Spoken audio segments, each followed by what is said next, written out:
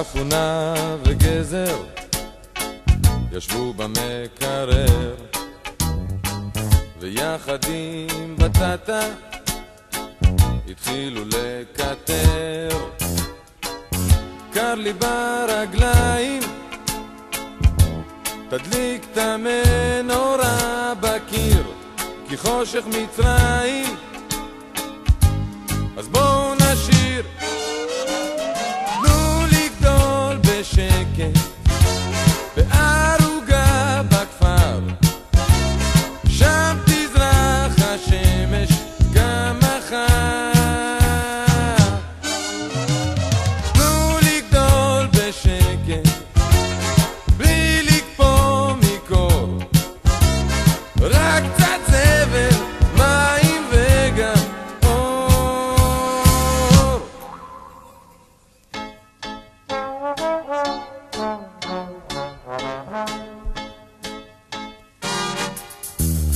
אפונה וגזר ישבו בתוך מחבת.